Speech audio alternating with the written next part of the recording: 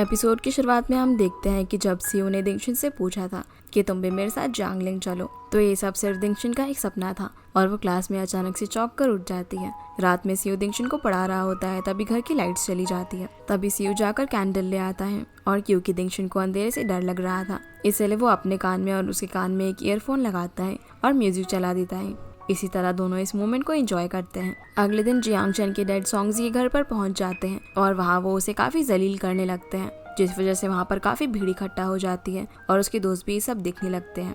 जैसे ही सीयू वहाँ पर पहुँचता है तो वो उसके डैड से बात करने के लिए जाता है और उन्हें कहता है कि जियांग चैन सोल्जर इसलिए बनना चाहता है क्योंकि वो आपकी तरह बनना चाहता है। ये सुनकर उसके डैड उसके सोल्जर बनने के लिए मान जाते हैं और इस वजह से सभी लोग काफी खुश हो जाते हैं।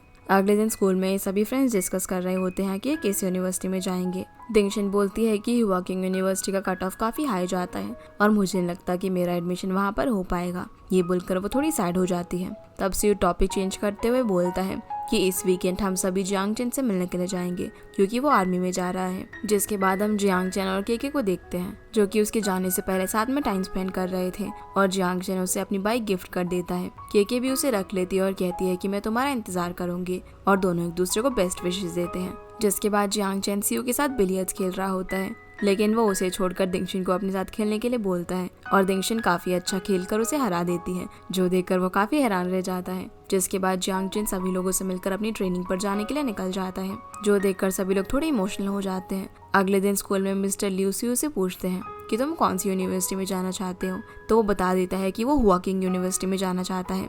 जो सुनकर टीचर कहते हैं कि नेशनल कंपटीशन भी आने वाला है, इसलिए उसके लिए अच्छे से तैयारी करना। दिंगशन को भी सीयू की काफी फिक्र हो रही थी और वो उसके लिए कुछ करना चाहती थी, तो शादी उससे आइडिया देती है कि वो उसके लिए अपने हाथों से कुछ बनाए। रात में दिंगशन अपने रूम में बैठकर सीयू के लिए कुछ बना रही होती है। अगले दिन जब दिंगशन उठती है तो देखती है कि वो लेट हो गई है, इसलिए वो भागते हुए सीयू के पास जाती है जो कि कंपटीशन के लिए निकल गया था। दिंगशन अब वहाँ पहुंचकर उसे आवाज लगाती है और अपना बनाया हुआ गिफ्ट देती है, जो देखकर सीयू काफी खुश हो जाता है और उसे थैंक्स बोलता है। फिर सीयू हमें अपना एग्जाम देते हुए दिखाया जाता है। अगले सीन में हम देखते हैं कि सीयू दिंगशन को पढ़ा रहा था, लेकिन वो ठीक से ध्यान नहीं दे रही होती, तो सीयू से कहता है कि तुम आखिर ऐसा क्यों कर रही हो, क्या तुम जियांगलिन नहीं जाना चाहती? तो दिंगशन मना कर देती है और बोलती है कि अब मैं वहाँ पर नहीं जाना चाहती। किसी और यूनिवर्सिटी का नाम लेती है और बोलती है कि अब मैं यहाँ पर जाऊंगी क्योंकि वहाँ मुझे कोई लड़का रोज रोज नहीं पढ़ाया करेगा। ये बोलकर वो उठकर वहाँ से जाने लगती है। तब सीयू इसे मनाने की कोशिश करता है, लेकिन दिंगशन हंस देती है, जिससे वो समझ जाता है कि वो उसे बेवकूफ बना रही है और यहाँ ये दोनों मस्ती करने लगते हैं। तभी दिंगशन को उसकी मदर का कॉल आता है, जो उसे बताती है कि फैमिली में कुछ प्रॉब्लम हो गई है, इसलिए तुम्हें भी हमारे साथ यहाँ पर होम टाउन आना होगा। दिंगशन जब अपने होम टाउन पहुँचती है तो उसे पता चलता है कि उसकी ग्रैंड मदर की डेथ हो गई है, जिस वजह से उसकी फैमिली काफी दुखी होती है, स्पेशली उसके डैड। जिसके बाद हम सीयू की मदर को देखते हैं जो कि उसके फादर से झगड़ा कर रही थी क्योंकि वो स्प्रिंग फेस्टिवल पर भी कहीं जा रहे थे। उसके फादर कहते हैं कि मुझे बहुत जरूरी काम है, इसलिए तुम्हें मुझ पर ट्रस्ट करना चाहिए, पर उसकी मॉम उन पर शक कर रही थी। तभी सीयू अपने रूम से बाहर आता है, जहाँ वो अपने फादर को खड़ा हुआ देखता है, तो वो उनसे पूछता है कि आप अभी तक गए क्यों नहीं। तो उसके फादर उसे उसका और उसकी मॉम का ध्यान रखने का भूलकर चले जाते हैं। अब हम फिर से दिंगशन को देखते हैं जो डिनर के लिए अपने पापा को बुलाने के लिए आती है, लेकिन वो अभी भी काफी सैड थे। तो दिंगशन उन्हें समझाती है कि जो कुछ भी हुआ हम उस सबको बदल नहीं सकते, लेकिन हम इसे एक्सेप्ट जरूर कर सकते हैं। वहीं सीयू अपने रूम में जाकर दिंगशन को कॉल करता है और उससे उसकी फैमिली के बारे में पूछता है, तो वो बताती है कि यहाँ पर सब कुछ ठीक है, पर जब इसके आगे सीयू कुछ नहीं कहता तो दिंगशन उसके लिए हैप्पी न्यू ईयर सॉन्ग गाने लगती है, जो सुनकर सीयू स्माइल करने लगता है। दिंगशन उससे पूछती है कि अब उसका मूड कैसा है, जो सुनकर वो थोड़ा हैरान हो जाता है कि इसे कैसे पता कि मेरा मूड खराब है। तो दिंगशन उससे कहती है कि मैं इतने समय से तुम्हारी डेस्कमेट हूँ और मैं तुम्हारी आवाज सुनकर ही तुम्हारे एक्सप्रेशन को इमेजिन कर सकती हूँ। तभी फायरवर्क्स होना शुरू हो जाते हैं और दोनों अपनी अपनी विंडो से फायरवर्क्स देखने लगते हैं और एक दूसरे को हैप्पी न्यू ईयर विश करते हैं। जिसके बाद स्कूल में मिस्टर लियू सभी को बताते हैं कि सीयू कंपटीशन में फर्स्ट आया है। सीयू अब दिंगशन को वापस से सीट एक्सचेंज करने के लिए बोलता है और कहता है कि उसने मिस्टर लियू से इसके लिए परमिशन ले ली है,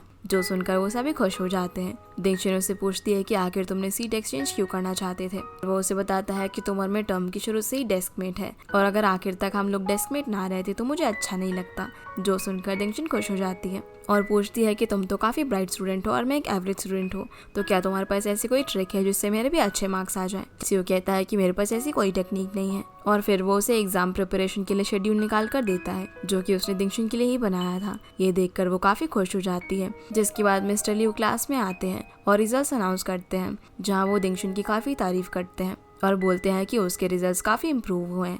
ये सुनकर दिंगशन के फ्रेंड्स भी उसके लिए काफ़ी खुश होते हैं। जिसके बाद हम इन सभी को एग्जाम्स के लिए काफ़ी कड़ी मेहनत करते हुए देखते हैं। इसी तरह एग्ज़ाम का दिन भी आ जाता है, जहाँ पर हम दिंगशन को एग्ज़ाम हॉल में देखते हैं।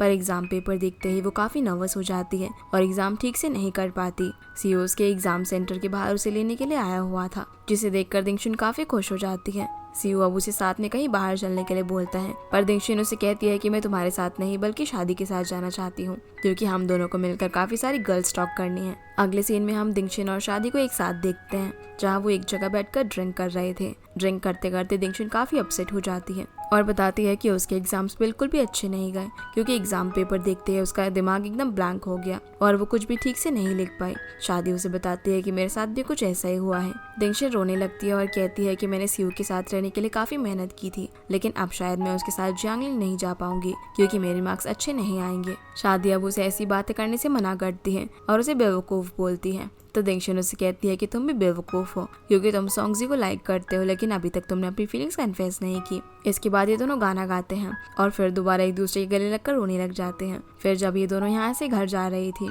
तब दिंगशन ने काफ़ी ड्रंक किए होने की वजह से वो एक ट्रैश कैन को सीयू समझकर उसके गले लग जाती है। तभी वहाँ पर सीयू भी आ जाता है, जो कि उसे अपने साथ ले जाने लगता है और सॉन्ग्जी शादी को अपने साथ ले जाने लगता है। रास्ते में दिंगशन सीयू से कहती है कि मैं तुम्हारे साथ नहीं चलना चाहती, क्योंकि तुम काफ़ी तेज़ चलते हो। तब सीयू से कहता है कि फिलहाल तो तुम मुझसे ज़्यादा तेज़ चल रही हो, जो सुनकर दिंगशन वहीं पर बैठ जाती है। सीयू अब उसे उठाने लगता है और बोलता है कि हमने वादा किया था कि हम सब कुछ एक साथ फेस करेंगे। ये बोलकर वो उसे अपनी पीठ पर बैठा लेता है। दूसरी तरफ हम शादी को देखते हैं, जिसे सॉन्ग्जी जबरदस्ती पानी पिला रहा होता है। शादी बोलती है कि हम दोनों बचपन से ही एक साथ रहे हैं और अब हम अलग होने वाले हैं, तो तुम मेरे बगैर कैसे रहोगे। सॉन्ग बोलता है कि ये सब तो ठीक है, लेकिन अब मैं तुम्हें तंग नहीं कर पाऊंगा, इसलिए मैं थोड़ा दुखी हूँ।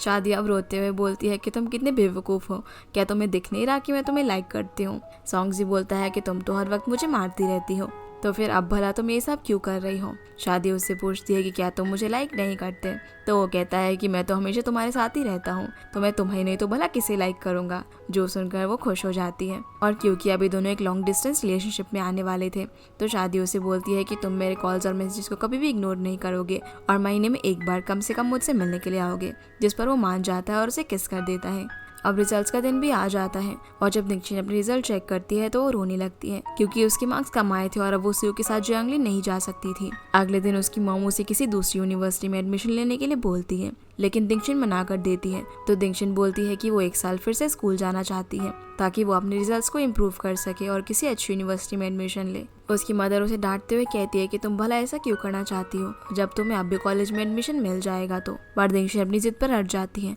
और कहती है कि ये मेरी लाइफ है, तो आप प्लीज मुझे मेरा डिसीजन खुद लेने दीजिए। ये बोलकर वो यहाँ से गुस्से में चली जाती है और उसकी मॉम भी रोने लगती है। जिसके बाद हम देखते हैं कि सीयू वक्त से पहले ही जियांगलिंग मूव हो रहा था, क्योंकि उसके फादर के साथ कुछ प्रॉब्लम हो गई थी, इसीलिए उसकी मॉम उसे जल्दी वहाँ पर चलने को बोलती है। पर तभी सीयू को दिंगशन का मैसेज आता है, इसीलिए वो उससे मिलने के लिए चला जाता है, जहाँ दिंगशन उसे अपने डिसीजन के बारे में बताती है। जो सुनकर सीयू पहले तो हैरान हो जाता है। दिंगशन उसे बोलती है कि तुम मेरा हुआकिंग यूनिवर्सिटी में वेट करना, जिसके लिए सीयू मान जाता है। यहाँ सीयू भी उसे बताता है कि वो जल्दी ही जियांगलिंग जाने वाले हैं। जो सुनकर दिंगशन कहती है कि मैं तुम्हें काफी मिस करूंगी। जाने से पहले सीयू उसे अपना बनाया हुआ रोबोट देता है, तो दिंगशन उसका नाम अप्रैल रखती है। दिंगशन अब अपनी डायरी में लिखती है कि मुझे इस समर का दिन हमेशा याद रहेगा, जब मैंने सभी को गुड बाय कहा था और मेरा पास भी मुझे गुड बाय बोल रहा था और मुझे इस सबको फेस पर स्माइल रखते हुए फेस करना था। अगले सीन में हम दिंगशन को उसकी फैमिली के साथ ब्रेकफास्ट करता हुआ देखते हैं, जहाँ उसके फादर कहते हैं कि इस बार तुम मिस्टर वैंग की क्लास ज्वाइन करना, क्योंकि वो काफी अच्छा पढ़ाते हैं। जिस पर दिंगशन भी उनकी बात मान जाती है। दिंगशन अब फिर से अपनी डायरी लिखती है। दूसरी तरफ हम सीयू को देखते हैं, जो कि यूनिवर्सिटी में प्रोफेसर ई से जाकर मिलता है, जहाँ प्रोफेसर भी उसे पहचान लेते हैं और बताते हैं कि तुम्हारे फादर और मैं काफी अच्छे दोस्त हैं। फिर सीयू उनसे पूछता है कि आखिर मेरे फादर को क्या हुआ है। वहीं हम दिंगशन को देखते हैं, जिसे उसके टीचर कहते हैं कि अगर तुम्हें हुआकिंग यूनिवर्सिटी जाना है तो तुम्हें बाकी लोगों से कुछ ज्यादा मेहनत करनी होगी, जिसके लिए दिंगशन भी हाँ बोलती है। अब सीन फिर से सीयू और उसकी फैमिली पर आता है, जहाँ उसके फादर को किसी की तरफ से एक लेटर आता है और वो फोन पर बात करने के लिए चले जाते हैं। और यहाँ हम देखते हैं कि सीयू को प्रोफेसर ये से पता चला था कि उसके फादर पर पेपर लीक करवाने का इल्जाम है, इसीलिए उन पर इन्वेस्टिगेशन चल रही है। सीयू अब अपने फादर के पास जाता है, उनसे उनकी तबीयत के बारे में पूछता है, तो वो बोलते हैं कि वो बिल्कुल ठीक है। फिर सीओ ने बताता है कि वो प्रोफेसर ये से मिला था और उसे सब कुछ पता चल गया है, इसीलिए उन्हें डरने की कोई जरूरत नहीं है क्योंकि उसे उन पर पूरा यकीन है। तब उसके फादर उससे सॉरी बोलते हैं क्योंकि उनकी वजह से उसे और उसकी मॉम को ये सारी परेशानी झेलनी पड़ रही थी, पर सीओ ने ऐसे सोचने से मना कर देता है। जिसके बाद हम दिंगशन को देखते हैं जो कि अपने रिजल्ट चेक कर रही थी।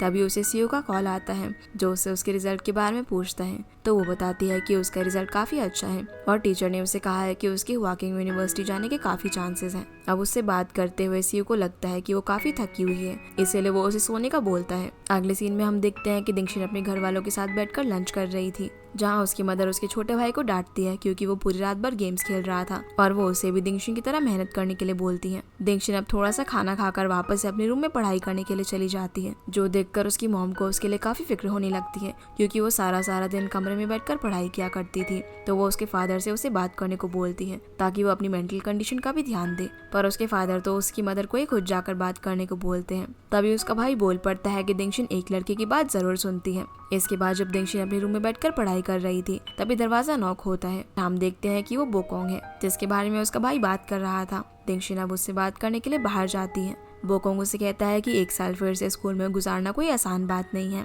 तो दिंगशन बोलती है कि लोग इससे भी हार्ड जिंदगी गुजार रहे हैं। मेरी क्लास में एक लड़की है जो कि पिछले 3 साल से अपनी ड्रीम यूनिवर्सिटी में जाने की कोशिश कर रही है, लेकिन हर साल उसकी परफॉर्मेंस और बेकार होती जा रही है। बोकोंग उसे कहता है कि अगर तुम चाहो तो ये सब रोक सकती हो, कोई भी तुम्हें इसके लिए ब्लेम नहीं करेगा। दिंगशन अब रोने लगती है और कहती है कि ये सब मेरे लिए बहुत ही डिफिकल्ट है। तभी सीयू भी वहाँ पर आ जाता है जो कि दिंगशन से मिलने के लिए आया था और वो इन दोनों को बातें करते हुए देखने लगता है। दिंगशन बोकोंग से कहती है कि आखिरकार ये सब मेरा ही फैसला था, इसलिए मैं इसके लिए किसी को ब्लेम नहीं करूंगी और ये सब मैंने सीयू के साथ रहने के लिए किया, लेकिन उसमें और मुझ में काफी डिफरेंस है। वो एक बहुत ही ब्रिलियंट स्टूडेंट है और बोलती है कि उसे तो कभी कभी डर लगने लगता है कि आगे जाकर कहीं लोग ये ना कहें कि सीयू तो बहुत ही ब्रिलियंट है तो फिर वो इस जैसी लड़की के साथ क्यों है। ये सब बोलकर वो काफी रोने लगती है। तो बोकोंग उसे कंसोल करते हुए कहता है कि वो ऐसा कभी भी नहीं सोचेगा और अगर वो उसकी जगह होता तो उसे दूसरों के कुछ भी कहने से कोई फर्क नहीं पड़ता, इसीलिए तुम जो कर रही हो उसे करती रहो। सीयू भी अब ये सब देखकर काफी अपसेट हो जाता है और यहाँ से चला जाता है।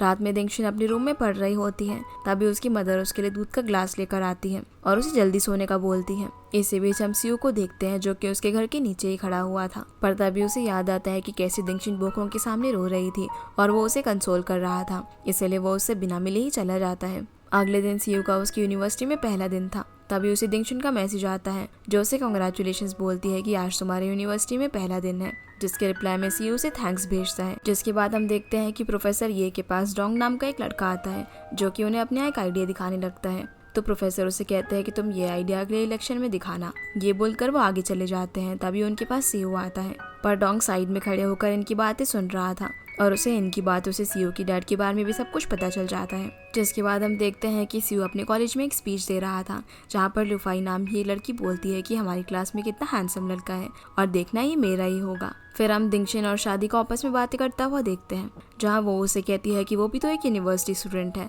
और वो तो इतनी बिजी नहीं है, तो भला सीयू इतना बिजी कैसे है कि वो तुम्हारे मैसेज का रिप्लाई भी नहीं दे रहा। यहाँ वो उसे एडवाइस करती है कि छुट्टी वाले दिन तुम क्यों ना उसकी यूनिवर्सिटी जाकर उसे सरप्राइज दो, जिसकी बात मानकर दिंगशन हॉलीडे वाले दिन उसकी यूनिवर्सिटी में जाती है। इसी बीच हम सीयू को देखते हैं जो कि अपनी क्लास के लिए जा रहा था, पर तभी रास्ते में उसे लुफाई मिल जाती है जो उसे अपना इंट्रोडक्शन देते हुए कहने लगती है कि मैं तुमसे दोस्ती करना चाहती हूँ ताकि तुम मुझे पढ़ा सको।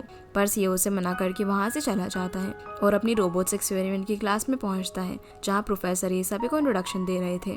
तभी प्रोफेसर ली सभी को अपना अपना काम असाइन करते हैं और सीयू को ग्रुप लीडर बनाकर वहाँ से चले जाते हैं। तभी वहाँ पर लुफाई भी आ जाती है और सीयू के पास खड़ी हो जाती है, पर सीयू उसे इग्नोर करके अपना कंप्यूटर ऑन करता है और देखता है कि किसी ने उसके फादर के स्कैंडल के बारे में पोस्ट किया हुआ था, जिसे वहाँ मौजूद सारे स्टूडेंट्स देख लेते हैं और उसके फादर के बारे में बातें बनाने लगते हैं। इसके अलावा वो लोग ये भी कहते हैं कि इस फ्रॉड के बेटे को क्यों इस यूनिवर्सिटी में एडमिशन दिया गया। असल में ये सब कुछ डोंग ने किया था। सीयू को जब पता चलता है कि ये सब उसने किया है तो वो उससे बात करता है। डोंग उसे कहता है कि जो कुछ तुम्हारे फादर ने किया है वैसा तुम मत करना। ये सुनकर उसे काफी गुस्सा आता है और वो उसे पंच मार देता है, जहाँ लुफाई भी इन दोनों के बीच में आने की वजह से धक्का लगने से गिर जाती है। अब उसके पैर में हल्की चोट लग गई थी, इसीलिए ना चाहते हुए भी सीयू को उसे कैंपस क्लिनिक में ले जाना पड़ता है, जहाँ से जाता हुआ उसे दिंगशन देख लेती है और ये सोचकर कि सीयू मूव ऑन कर चुका है अपसेट होकर यहाँ से चली जाती है। दिंगशन जब वापस आ रही होती है तो वो रोते रोते सीयू को टेक्स्ट करती है कि उसे अब बहुत हार्ड वर्क करना है, इसीलिए अब वो एक दूसरे से कॉन्टैक्ट नहीं करेंगे।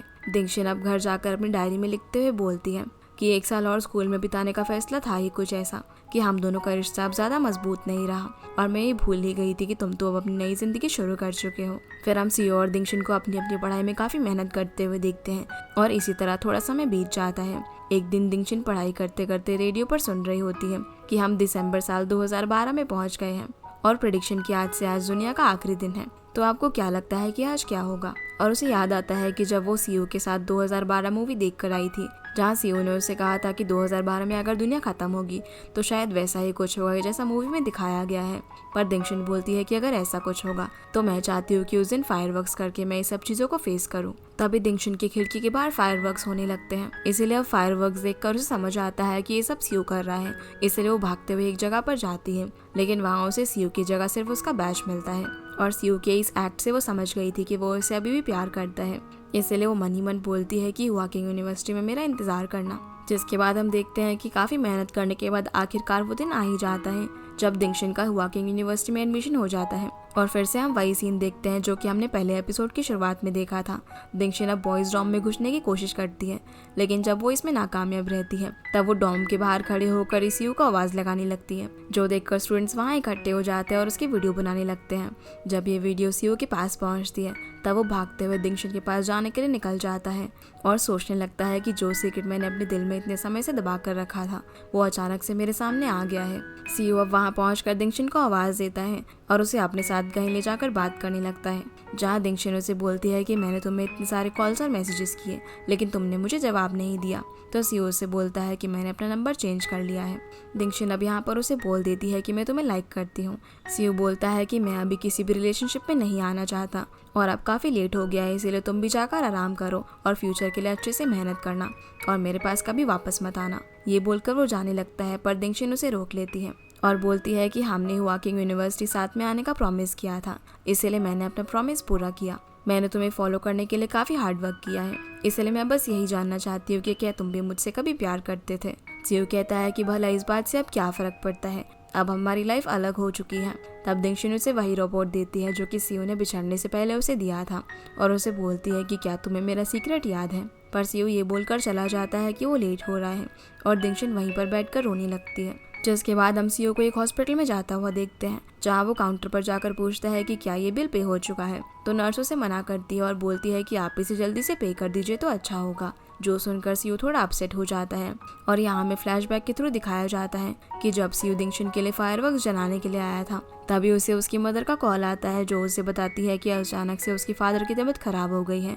इसीलिए सीओ जल्दी से वहाँ से निकल जाता है और उसका बैच वहीं पर गिर जाता है। फिर सीओ मन ही मन बोलता है कि वो तो अभी अपनी फैमिली को प्रोटेक्ट करने के लायक भी नहीं है, तो फिर वो दिंगशन को क्या प्रोटेक्ट करेगा। फिर हम दिंगशन को देखते हैं जो कि अपने रूम में आती है, जहाँ वो अपनी रूममेट से मिलती है, जिनमें से एक का नाम वेन था और दूसरी का जिया, और वो उसे आज के इंसिडेंट की वजह से पहले से ही जानते थे। तभी ये लोग रोबोट कंपटीशन के बारे में बात करने लगते हैं और वेन कहती है कि या तो इस कंपटीशन को सीयू जीतेगा या फिर डोंग। तो दिंगशन बोलती है कि वो भी इस कंपटीशन को देखने के लिए चलेगी। फिर हम सीयू को उसके रूम में देखते हैं, जहाँ वो उसी रोबोट को देख रहा था जिसके अंदर उसे एक पेपर मिलता है जिसमें दिंगशन की वेबसाइट का पासवर्ड लिखा हुआ था। सीयू जब उसे रीड करता है तो वो रोने लगता है। फिर हमें रोबोट कंपटीशन का सीन दिखाया जाता है, जहाँ पर डोंग उस कंपटीशन को जीत जाता है। फांग सीयू से कहता है कि अगर तुम इस कंपटीशन के लिए थोड़ी और मेहनत करते तो तुम ही जीतते, पर सीयू उसे वहाँ से लेकर चला जाता है। अब दिंगशन डोंग के पास जाती है ताकि वो उससे सीयू का फ़ोन नंबर ले सके। तो डोंग उसे कहता है कि तुम गलत इंसान के पास आई हो, क्योंकि हम दोनों क्लासमेट्स तो हैं, लेकिन इसका मतलब ये नहीं कि हम दोनों दोस्त हैं। ये बोलकर वो यहाँ से चला जाता है। जिसके बाद दिंगशन कैंपस में घूम रही होती है, तभी वो सीयू को लूफाई के साथ देखती है, जहाँ वो उसे डिनर में इन्वाइट करती है, लेकिन सीयू उसे मना करके वहाँ से चला जाता है। अब उसके बारे में जानने के लिए दिंगशन लूफाई के पास आती है, पर लूफाई उसके हाथ में एनिमेशन क्लब ज्वाइन करने का पैम्पलेट थमा देती है और दिंगशन भी उसे ये सोचकर ज्वाइन कर लेती है कि शायद वो सीयू से मिल पाएगी। अब दिंगशन अपने रूम में बैठकर शादी से बात कर रही होती है। शादी उसे बताती है कि काफ़ी दिन हो गए मेरी सॉन्गजी से लड़ाई चल रही है। तो वो उसे बोलती है कि वो सीयू से पूछे कि सॉन्गजी कहाँ पर है और वो मेरे साथ ऐसा क्यों कर रहा है। तो दिंगशन उसे कहती है कि अभी तो मुझे भी नहीं पता कि मैं सीयू से बात कर भी पाऊंगी या फिर नहीं। और फिर वो ये बोलकर कॉल रखकर चली जाती है कि आज उनकी पार्टी है। जिसके बाद ये सभी पार्टी करने के लिए जाते हैं, जहाँ पर डोंग भी मौजूद होता है। फिर ये सभी लोग ट्रूथ एंड डेयर गेम खेलते हैं, जहाँ सबसे पहले बॉटल दिंगशिन पर ही आकर रुकती है। तो डोंग उससे पूछता है कि उस दिन जब सीओ तुम्हें सबके सामने से लेकर गया था तब तुम दोनों के बीच में क्या बातें हुई। पर दिंगशिन झूठ बोल देती है कि उसने मुझे बताया कि यूनिवर्सिटी में फर्स्ट कैसे आना है। डोंग उसे कहता है कि तुम्हें रूल्स को ओबे करना चाहिए और सच बताना चाहिए, पर क्योंकि दिंगशिन उन्हें नहीं बताना चाहती थी इसीलिए वो डेयर चुनती है और बोलती है कि मैं तुम सभी के लिए एक सॉन्ग गाती हूँ। फिर वो गाना गाने के लिए स्टेज पर चली जाती है और काफी अच्छा गाना गाने लगती है। उसी वक्त वहाँ पर सीयू भी आ जाता है, जो कि इस रेस्टोरेंट में as a waiter part time job करता है। सीयू भी उसको गाना गाते हुए सुन रहा होता है और पुरानी बातें याद करते करते काफी इमोशनल हो जाता है। फिर जब दिंगशिन गाना खत्म करके सभी लोगों को वापस से ज्वाइन करती है तो सब उसकी काफी तारीफ करते हैं कि वो काफी अच्छा गाना गाती है। तभी डोंग सभी को डिजर्ट्स ऑर्डर करने के लिए बोलता है और वो सीओ को इंसल्ट करने के लिए उसे वहाँ पर बुलाता है, लेकिन सीओ इस सिचुएशन को काफी अच्छे से हैंडल करता है। फिर वो बाहर आकर सफाई करने लग जाता है। तभी दिंगशिन उसके पास आती है और उसे कल की ट्रीट का रिटर्न गिफ्ट बोलकर एक ड्रिंक देती है, जिसे सीओ ले लेता है।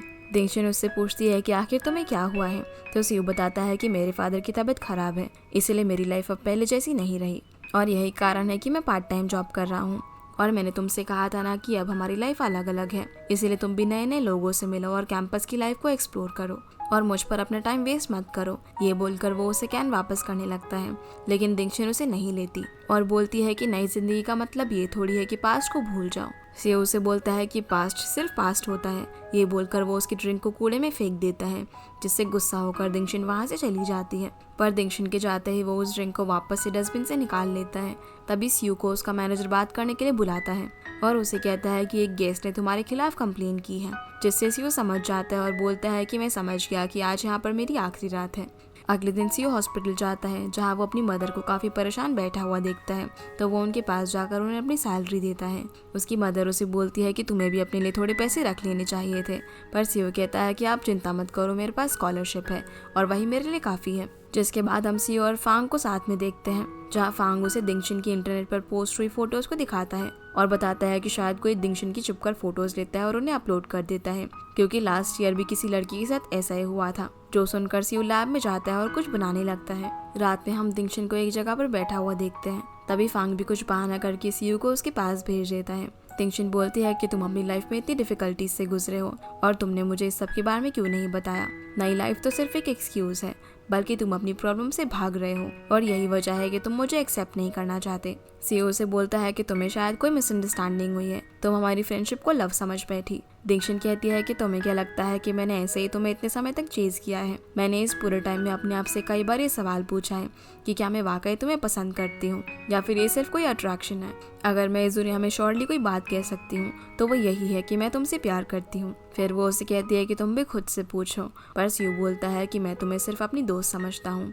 दिंगशिन उससे कहती है कि हम सबको पता है कि सच्चाई क्या है और तुम मेरे साथ साथ खुद को भी धोखा दे रहे हो। ये बोलकर वो यहाँ से चली जाती है। दूसरी तरफ हम सीओ को देखते हैं, जो कि अपने घर पहुँच रहा होता है।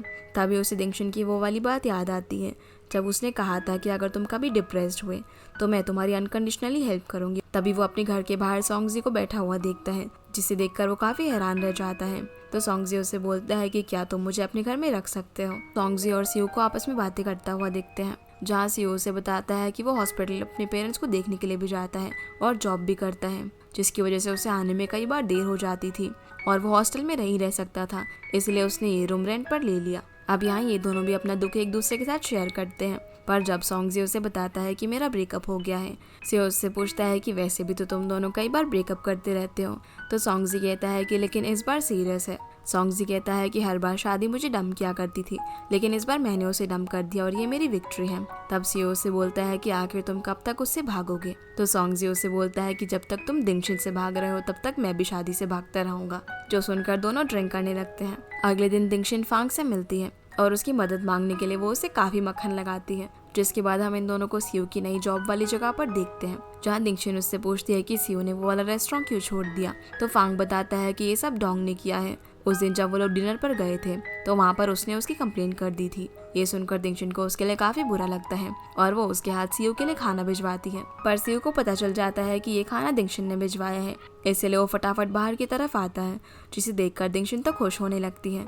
पर सियो पेड़ के पीछे खड़े हुए एक लड़के को पकड़ लेता है और उसका कैमरा छीनकर उसमें से कार्ड निकाल लेता है, क्योंकि यही पर्सन था जो कि छुप छुप कर दिंगशन की फोटोज ले रहा था और उन्हें इंटरनेट पर पोस्ट कर रहा था। अब वो उस लड़के को धमकाकर यहाँ से भगा देता है। फिर सियो दिंगशन को एक अलार्म देता है उसे हैरेसमेंट से बचाने के लिए, जो कि उसने खुद बनाया था, और वो उसे वापस हॉस्टल भेजने के लिए टैक्सी बुलाता है। तभी दिंगशन उससे पूछती है कि शादी का कॉल आया था जो कि सॉन्गजी के बारे में पूछ रही थी। ये सुनकर सियो को गुस्सा आ जाता है और बोलता है कि कोई तुम्हारी फोटोज लेकर ऑनलाइन पोस्ट कर रहा था, लेकिन तुम अभी भी दूसरों के बारे में सोच रही हो। फिर वो टैक्सी बुलाकर उसे वापस हॉस्टल जाने के लिए बोलता है, लेकिन दिंगशन कहती है कि उसे अकेले जाने में डर लग रहा है, इसलिए सियो भी उसके साथ बैठ जाता है। दिंगशन टैक्सी में उसे बोलती है कि आखिर तुम मुझे सच क्यों नहीं बता देते। तो सियो से बोलता है कि मैं अगले साल पढ़ाई करने के लिए अब्रॉड जा रहा हूँ। ये बोलकर वो दिंगशन को ड्रॉप करके चला जाता है, जिसके बाद हम सियो और जोंगसी को साथ में वीडियो गेम खेलता हुआ देखते हैं, जहाँ जोंगसी उसे कहता है कि दिंगशन ने तुम्हारे लिए काफी सफर किया है और वो तुम्हारे लिए ही यहाँ तक आई है, इसीलिए अगर तुम उसे छोड़कर अब्रॉड चले गए तो इसका तुम्हें बाद में रिग्रेट होगा। सियो उसे कहता है कि मैं अभी किसी भी रिलेशनशिप में आने के काबिल नहीं हूँ। जोंगसी बोलता है कि भला इसमें काबिल वाली बात कहाँ से बीच में आ गई, अगर तुम दोनों एक दूसरे से प्यार करते हो तो साथ में रहने में क्या प्रॉब्लम है। सियो उसे कहता है कि तुम भला मुझसे ऐसी बातें कैसे कर सकते हो, तुमने भी तो यही सब किया है। तो जोंगसी उसे कहता है कि तुम हम दोनों को कंपेयर मत करो, और उठकर यहाँ से चला जाता है। अगले दिन दिंगशन का सीनियर उसे एक चिप देता है और उसे सियो को दे के आने के लिए बोलता है। दिंगशन अब सियो के पास जाकर उसे बोलती है कि कल रात तुमने जो एक्सक्यूज मुझे दिया, मैं उस पर विश्वास नहीं करती और मैं तुमसे डेट करने के लिए थोड़ी बोल रही हूँ। मैं तो सिर्फ ये जानना चाहती हूँ कि तुम मुझसे प्यार करते हो या फिर नहीं। मैं हमेशा तुम्हारे साथ रहूंगी चाहे कुछ भी हो, और ये मेरा प्रॉमिस है। अगले दिन हम देखते हैं कि कंप्यूटिंग डिपार्टमेंट के इंटरव्यू चल रहे होते हैं, तो दिंगशन भी वहाँ पर इंटरव्यू देने के लिए आती है। इंटरव्यू देने के बाद सियो दिंगशन से बात करने के लिए आता है और उसे पूछता है कि तुम आखिर ये सब क्यों करना चाहती हो। दिंगशन बोलती है कि मैं भी तुम्हारे साथ अब्रॉड जाना चाहती हूँ। तो सियो उसे बताता है कि ये सब इतना आसान नहीं होने वाला, तुम ऑलरेडी कॉमिक ग्रुप में हो, तो क्या तुम्हारे पास ये सब करने के लिए इतना टाइम बचेगा। तो दिंगशन कहती है कि मेरे लिए ड्राइंग और तुम दोनों ही काफी इंपॉर्टेंट हो, और जब तक तुम मेरे साथ हो मैं अपने किसी भी डिसीजन पर रिग्रेट नहीं करूंगी। ये बोलकर दिंगशन वहाँ से जाने लगती है और सियो से बोलता है कि तुम बहुत जिद्दी हो। इसी के साथ ये एपिसोड यहीं पर खत्म हो जाता है। तो गाइज ये थी आज की वीडियो, एंड आई होप आप लोगों को ये वीडियो पसंद आई होगी। तो इस वीडियो को लाइक कर चैनल को सब्सक्राइब जरूर कीजिएगा। आपसे फिर मिलते हैं अगले एपिसोड में, तब तक के लिए गुड बाय।